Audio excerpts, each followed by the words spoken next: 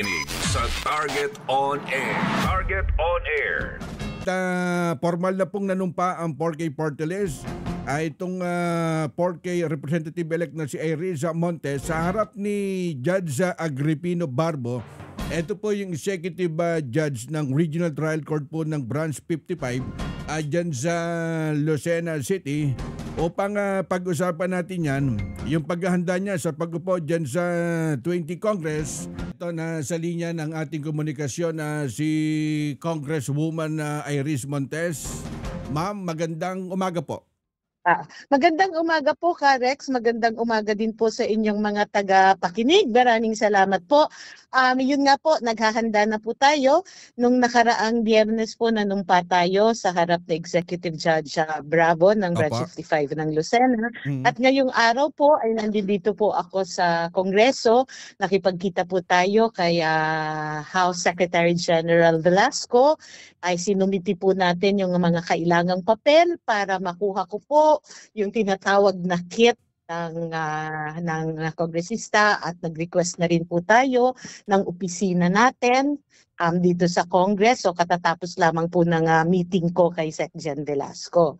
At naghahanda na rin po ako yung mga bills na ating ipapasa sa pagdating po ng unang araw ng Hulyo. Nire-review ko na po yung bagaman meron na po talaga tayo mga initially na identify na bills noon pa man, ngayon po ay nire-review ko po for filing na po yon sa July 1. Kumbagay talagang inaantabayan po kayo dahil binanggit niyo po na kayo po ay magsusulong ng mga adhikain para po sa mga kababaihan at mga pamilyang Pilipino. At ano po yung aabangan po nila dito, Congresswoman? Actually po, meron po ako nire-review muna na 10 bills na ating ipapasa. Ang isa po dyan, yung tinatawag na, ang pinamangatan ko pong 4K Act, yung kababaihan, parang kababaihan, kasosyo sa negosyo, kanegosyo at kasosyo para sa Kaunlaran Act. Ito po yung isang panukalang batas na naglalayong i-promote yung development ng gender-sensitive, inclusive business models. Kasi yun naman po talaga ang pinakasentro ng 4K po, yung pagsusulong ng mga pang-ekonomiyang pakakapangyarihan ng ating mga kababaihan. Siyempre, kasama po yung kapakanan at kagalingan nila at kanilang pamilya. So isa po yun, meron po tayo yung HEALS agenda natin. Yung HEALS agenda po, yan po ay makabuluhang sagisag ng isang matibay na hakbang.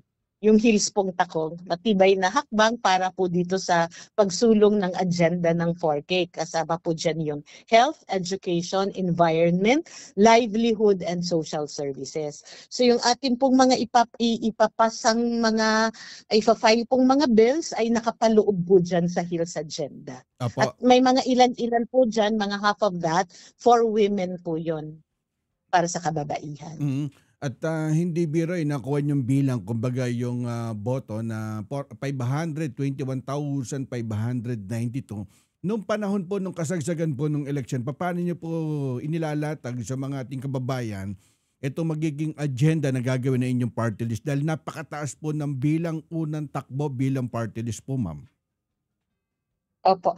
Una-una po, gusto ko po, payagan niyo po ako na magpasalamat doon sa mga miyembro po ng 4K na talaga naman pong nagsakripisyo at talagang buong puso naman po nilang inalay yung mga sarili nila nung panahon ng kampanyahan. Mahigit din pong siguro mga 7 months tayong nag-ikot sa buong Calabarzon at inilatag nga po, Karex, yung ating mga ating advokasya at ipinaliwanag po natin doon sa pag-ikot natin yung kung sa paano nagsimula ang 4K at kung ano nga po ang layunin ng 4K. Lagi ko pong sinasabi noong sa kampanya kampanyahan, sa mga entablado na nag-umpisa po ang 4K nang dahil sa isang advokasya, paniniwala at pangarap. Apa. Isa pong advokasyang matulungan ng ating mga kababaihan na magkaroon ng pagkakakitaan o dagdag kita dahil alam po natin yung hamon ng kawalan ng trabaho at hanap buhay, lalo pa po sa ating mga kababaihan sa kanayunan. Tama po. Naniniwala po kasi ang 4K na kapag pinalakas natin ang hanay ng kababaihan, hindi lamang po sila ang aangat. Kasama po sa pag-angat nila ang kanilang pamilya. Kasi kung ano man po ang ginagawa ng mga kababaihan natin, hindi po yun sa kanilang pansariling interes lamang. Anumang biyaya tagumpay na kanilang makakamit ay dumadaloy po yan sa kanilang mga asawa, sa kanilang anak at sa pamilya nila. At pag yung pong pangarap na nangangarap po ang 4K na darating ang isang araw, darating ang isang umaga ng ating mga kababaihan ay magkakaroon ng kakayahan na makipaglaban anumang hamon o uno sa dumating sa buhay nila. Apo. So yun po, inilatag din po natin yung ating Hills Agenda, anong gusto nating gawin sa pagdating sa kalusugan, sa edukasyon, sa ating kapaligiran, sa hanap buhay at sa serbisyong panlipunan. Apo, at, Binalangkas po natin yan noong kampanyahan. At tingin ko po, nag-resonate po yan or dumikit po sa ating mga kababayan yung kahalagahan ng advokasiyang gusto po nating itulong.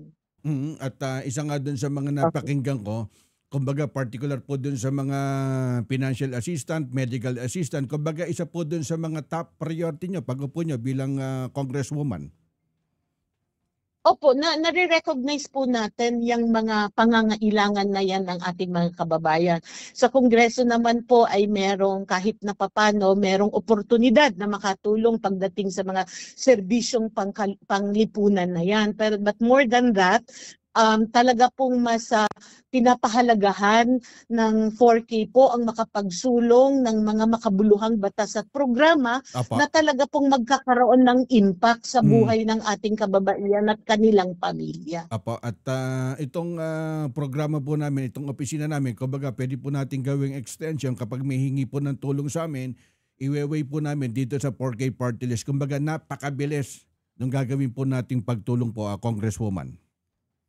Ay maraming salamat po, Karex. We appreciate and welcome namin po yung tulong ninyo na maipaabot sa amin yung mga nangangailangan.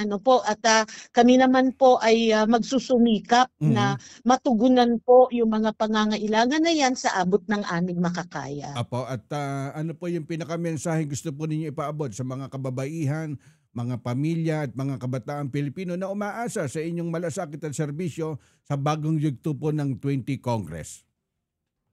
Opo. Unang-una po, pasasalamat sa tiwalang ibinigay ng mahigit kalahating milyong Pilipino sa 4K Party List. Makakaasa po na sila na ang tiwalang yan ay susuklian natin ng buong katapatan na serbisyo, masipag na paglilingkod at makataong paglilingkod.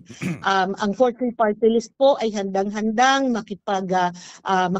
makipag-ugnayan sa lahat ng ahensya ng gobyerno para ibaba po natin ang serbisyo sa ating mga kababayan at nakahanda din po ang 4K Party List na tumugon sa mga hamon ng panahon para sa kabubuti po ng mga mamamayan. Opo, at nakaantabay po si Juan de la Cruz din sa 521,000 plus na sumuporta dito sa 4K Party List at inaabangan po nila sa pagpasok po ng 20 Congress. At congrats po ma'am at ingat po palagi. Opo, maraming salamat po sa inyo, Karex. Magandang araw po. Anong mga batas ang kailangan ng taong bayan?